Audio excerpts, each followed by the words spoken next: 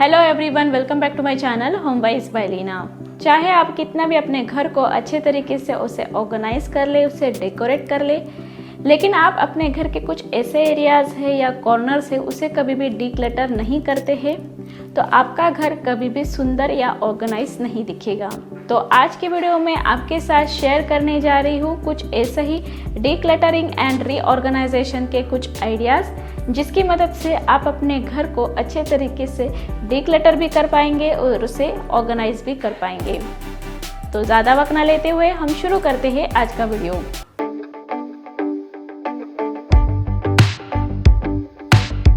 घर की decluttering start करने से पहले मैंने 2 बास्केट तैयार कर ली है। एक में मैं डोनेट या रिसाइकल के लिए जो कुछ अच्छे आइटम्स हो गए उनको रखूंगी और दूसरी बास्केट में मैं जो ख़राब हो चुके हैं उसे फेंक देना या डिस्कार्ड कर देना उनके आइटम्स को यहाँ पे रखूंगी।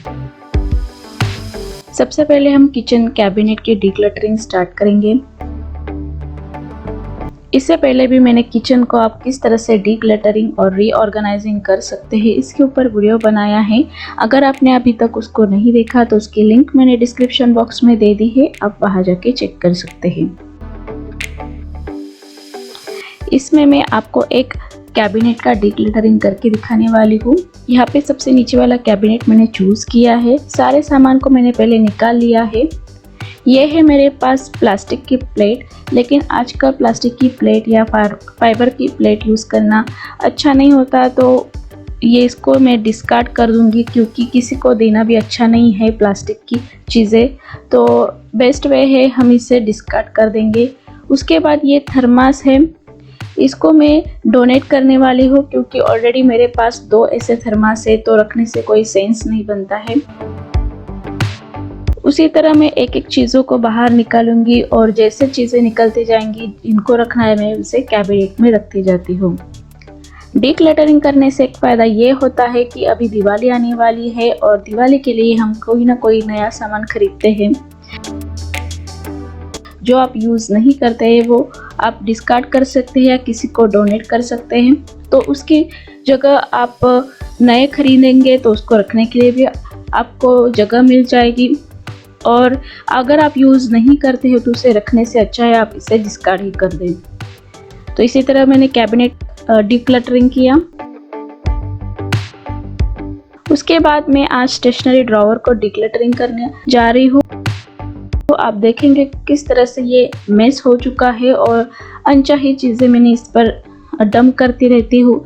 तो मैंने आज फाइनली सोच ही लिया कि जो चीज़ें हम यूज़ नहीं करते उसे डिस्कार्ड कर देना या डीक्लटर कर देना ही अच्छा होगा।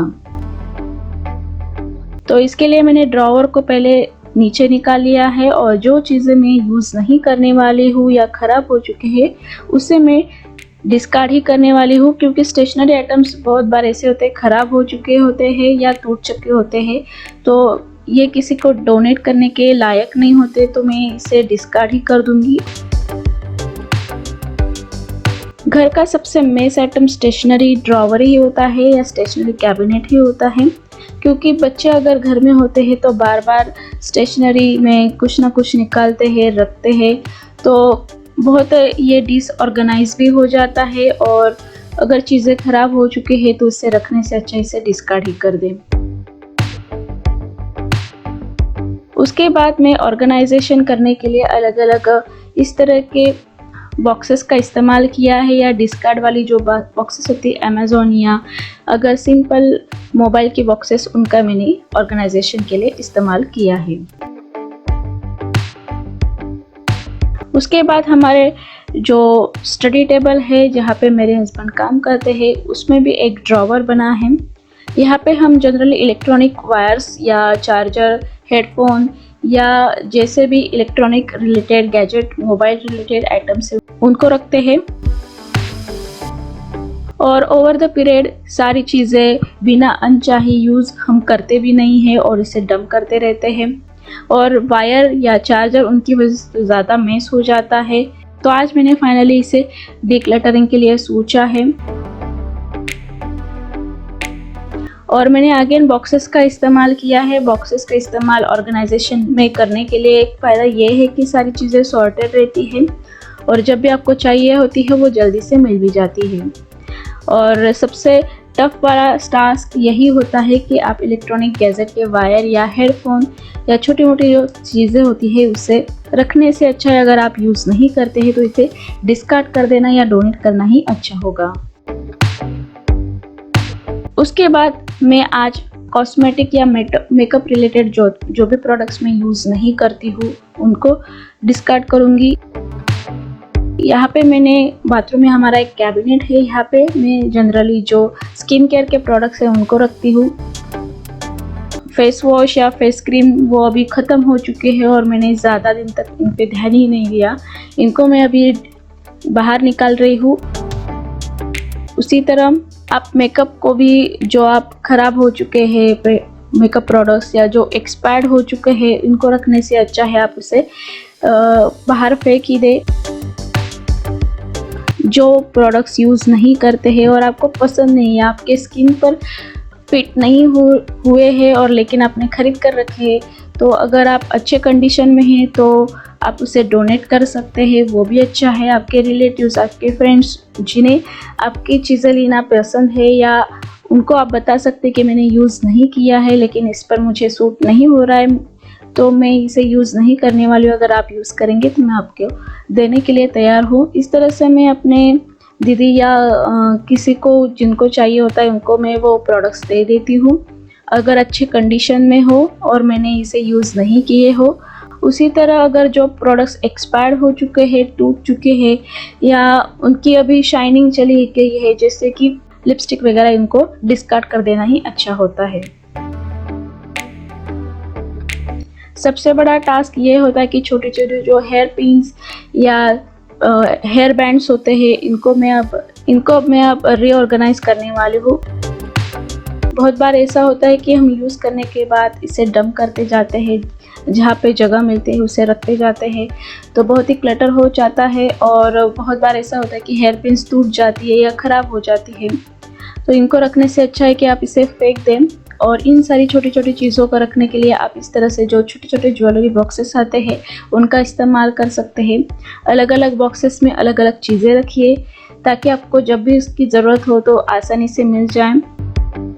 तो मैंने अपने ड्रेसिंग टेबल में इस तरह से छोटे छोटे बॉक्सेस का इस्तेमाल किया है जहाँ पे मैंने hair accessories, hair band, hair clips इनको रखा है। इससे फ़ायदा ये होता है कि जब भी आपको चाहिए होता है तो आसानी से मिल भी जाता है और आपके ड्रॉवर में या ड्रेसिंग टेबल में इनकी वजह से बहुत क्लटर फैलता है। अगर बॉक्सेस का इस्तेमाल करेंगे तो आपका ड्रॉवर या ड्रेसिंग टेबल क्लटर फ्री ज़रूर दिखता है। तो ये भी टास्क मैंने आज कंप्लीट कर लिया था। उसके बाद बुक्स, हमारे यहाँ बड़ी लाइब्रेरी है और हम हमेशा एक्स्ट्रा कॉपीज़ की बुक्स खरीदते हैं क्योंकि हम हमारे फाउंडेशन के ज़रिए जिन लोगों को ज़रूरत होती है या लाइब्रेरी को डोनेट करते हैं या स्कूल में भी एक्स्ट्रा कॉपीज़ डोनेट करते हैं, तो मैंने आज इन्हें बाहर निकाला है क्योंकि मुझे और नए बुक्स खरीदने हैं। तो जो एक्स्ट्रा कॉपी के बुक्स है मैं इसे बाहर निकाल दूँगी और जिन लोगों को इनकी ज़रूरत होती है या हम स्पेशली जो गांव में लाइब्रेरीज होती है स्कूल में, इनको डोनेट करते हैं ताकि बच्चे पढ़ेंगे भी और उनको फ़ायदा भी होगा। तो जो भी एक्स्ट्रा कॉपीज़ यहाँ पर आप देख रहे हैं या 2 से 3 एक बुक की एक्स्ट्रा कॉपीज़ है, इनको मैंने बाहर एक बास्केट में निकाल लिया है और बाद में हम इसे डोनेट कर देंगे। अगर आप मैं नए बुक्स खरीदूँगी तो उसको रखने के लिए भी जगह मिल जाएगी। उसके बाद ज्वेलरी, बहुत बार ऐसा होता है कि मुझे पसंद आता है और मैं इयर रिंग्स या नेकलेस को ख़रीद लेती हूँ लेकिन बाद में वो मुझ पर सूट नहीं होता है या मुझे अच्छा नहीं लगता है। तो बहुत बार इस तरह से धीरे धीरे बहुत सारी ज्वेलरी, इयर रिंग्स कलेक्ट हो जाती है। तो मैं आज इन सारे आइटम्स को डिस्कार्ड करने वाली हूँ। जो अच्छे चीज़ें हैं, इयर रिंग्स है, मैं अभी इन्हें पहनती नहीं हूँ और अच्छे कंडीशन में है तो जनरली मेरी जो हाउस हेल्पर दीदी है वो लेके जाती है, उनको और उनकी बेटी वो यूज़ करते हैं। और जब भी मैं किसी को डोनेट करती हूँ तो अच्छे कंडीशन में ही इसे डोनेट करती हूँ। अगर थोड़ा भी ख़राब हो तो मैं किसी को भी नहीं देती हूँ, इसे डिस्कार्ड ही कर देती हूँ। और कई बार ऐसा होता है कि ईयर रिंग्स की जो पीछे की रिंग होती है वो मिलती नहीं है, गुम हो जाती है। ऐसा भी हो जाता है या पैर में एक झुमका रहता है, एक झुमका गुम हो जाता है। तो इस तरह से मैं जो भी आप देखेंगे यहाँ पे मैं यूज़ नहीं करती हूँ, या एक पैर गुम हो गई है या पीछे की रिंग गुम हो गई है तो मैं इनको डिस्कार्ड कर रही हूँ। इसी तरह आप भी अपने ज्वेलरी सेक्शन को दिवाली से पहले डिस्कार्ड करिए, ताकि आप दिवाली के लिए जब भी कोई ज्वेलरी खरीदेंगे, नए कपड़े खरीदेंगे, उनको रखने के लिए आपको जगह आसानी से मिल जाएगी और आप अच्छे से उसे ऑर्गेनाइज भी आपके घर में कर पाएंगे। उसके बाद मैंने और मेरे बेटे ने दोनों ने मिलके टॉय को डिक्लटरिंग किया।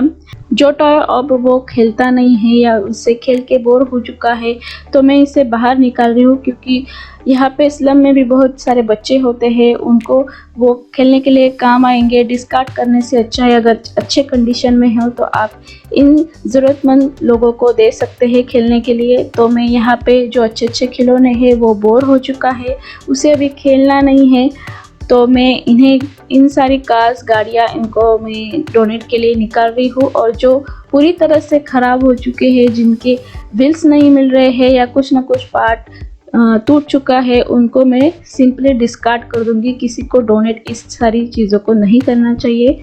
तो यहाँ पे मैं और मेरा बेटा दोनों बैठ के यही डिसाइड कर रहे हैं कि आप कौन सा खिलौना खेलने वाले हैं या कौन सा नहीं, आप बताइए, ताकि मैं उसे डिस्कार्ड कर सकूँ या किसी को डोनेट कर सकूं। अगर आप इस तरह से अगर टॉय या छोटे मोटे बुक्स, इनको जब डिक्लटरिंग करते हैं तो अपने घर के मेंबर्स को इन्वॉल्व करिए, स्पेशली आपके बच्चे, इनको भी वो करने में अच्छा लगता है, इनको भी समझता है कि आप भी आपके घर में इस तरह से टास्क कर सकते हैं, इनका इम्पोर्टेंस की उनको पता चलता है। तो जनरली मैं जब भी टॉय डिस्कार्ड करती हूँ या डिक्लटर करती हूँ तो मेरे बच्चे को ज़रूर इस चीज़ में इन्वॉल्व करती हूँ, क्योंकि उनकी पसंद नापसंद, उनके जो परमिशन है वो लेना बहुत ही इम्पोर्टेंट होता है। नहीं तो बाद में वही खिलौना उनको चाहिए होता है और जनरली हमारे पास हम या तो डिस्कार्ड कर देते हैं तो वो मिलता नहीं है, तो बार बार आपको ख़रीदना पड़ता है। तो इससे अच्छा है कि जब भी आप डिक्लटरिंग करें टॉय के बारे में तो आपके बच्चों को ज़रूर इन्वॉल्व करिए।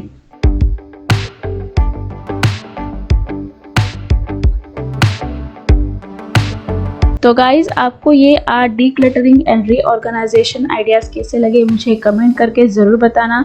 अगर वीडियो अच्छा लगा तो उसे लाइक कीजिए, अपने फैमिली फ्रेंड्स के साथ शेयर कीजिए। फिर मिलेंगे आने वाले हफ्ते में एक नई वीडियो के साथ। Till then bye.